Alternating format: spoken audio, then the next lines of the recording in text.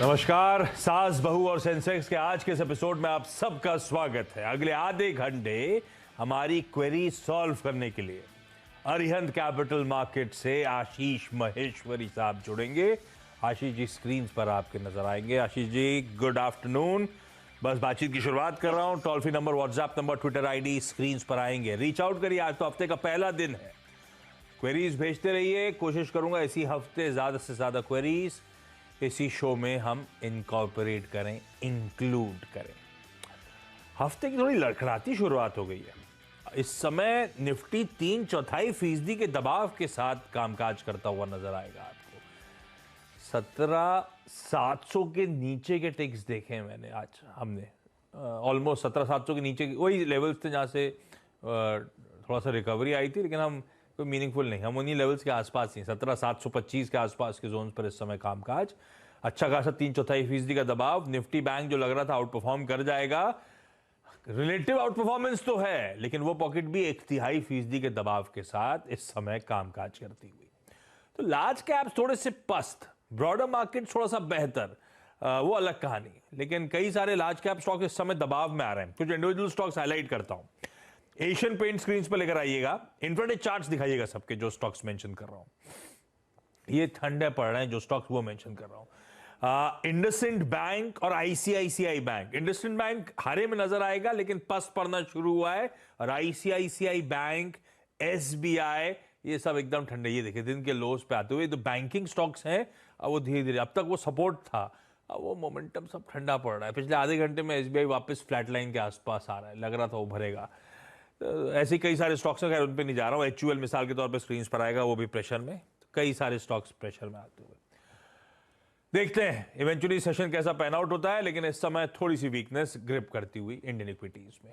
खैर globally mood माहौल थोड़ा ऐसे ही था। हमें लग रहा था कि हम थोड़ा सा पिछले हफ्ते के एंड में जाते थे, तेजी आ रही थी, थोड़ा आउट परफॉर्मेंस दिखाएंगे, लेकिन वो टिक नहीं पा रहा है। क्योंकि दरअसल आईटीसी, एसबीआई अपने नंबर्स के बाद थोड़े से पस्ती पड़े। Even ITC of days high ही है इस समय कामकाज करता हुआ। 1% मजबूत है। कहाँ वो हमने शुरुआत में बहुत अच्छे टिक्स आते हुए आईटीसी में देखे थे।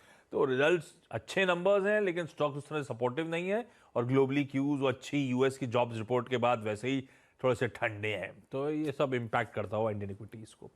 और अगर फेड के एग्रेसिव स्टैंड की एक्सपेक्टेशंस बन रही हैं, तो हमारी एमपीसी भी, आई एम श्योर, इस समय जो बातचीत चल रही होगी, आज डे 1 है क्रेडिट पॉलिसी से पहले 3 दिनों की एमपीसी बैठक है, तो आई एम श्योर ये सब चीजें डिस्कस हो रही होंगी। थ्रेड बेयर इस बार 25 हो रहा है क्या, उसके बाद कॉशियस कमेंट्री कंटिन्यू होगी नहीं होगी, क्योंकि फेड अगर और एग्रेसिव रहेगा तो डाउटफुल है कि आरबीआई आके या एमपीसी आके स्पेसिफिकली ये कह दे कि अब हम थम जाएंगे यहाँ से, जो बाजार एक्सपेक्ट कर रहा था एक अच्छे बजट के बाद। तो कुछ इफ्स एंड बट्स लग गए।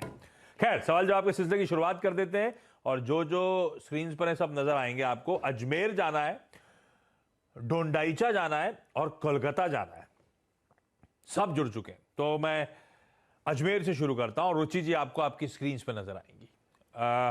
रुचि मैम हाय, गुड आफ्टरनून। रुचि मैम कब से शेयर बाजार से जुड़े हो मैम? इस समय कहां तकलीफ आ रही है, फिर कौन सी क्वेरी है महेश्वरी साहब के लिए? हाँ, क्वेरी तो मेरी ये थी, मैं तकरीबन 5-6 सालों से कर रही हूँ इसमें इन्वेस्टमेंट्स।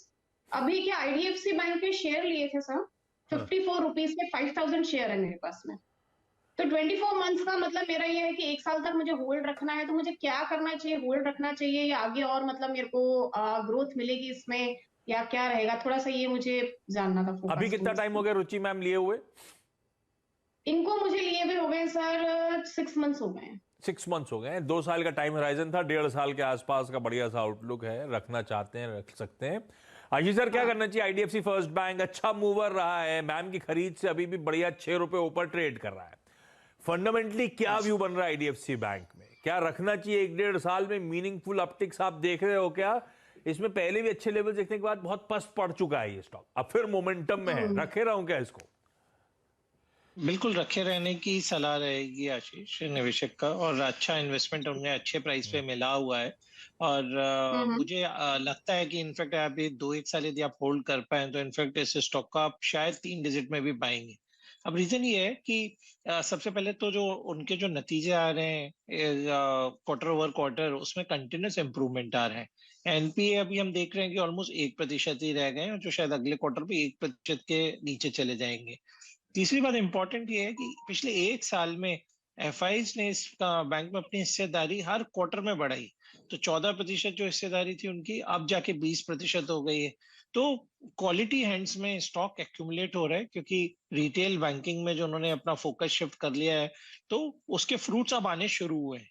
तो इनफैक्ट आपको तो होल्ड करने की सलाह है, और जो कोई नए निवेशक भी देख रहे हैं या किसी बैंक स्टॉक में उनको निवेश करना है, तो आईडीएफसी फर्स्ट में अभी भी निवेश किया जा सकता है। मैं काफी बुलिश हूँ इस बैंक के फ्यूचर प्रोस्पेक्ट्स को लेकर। 3 डिजिट मैन की खरीदारी तो अच्छे लेवल्स पे 55 पे है। 3 डिजिट मतलब पैसा डबल। मैम रखिए, वही होल्ड करिए। आशीष सर को पसंद आ रहा है इन लेवल्स के आसपास, और आपके लेवल्स तो एंट्री पॉइंट अच्छे हैं।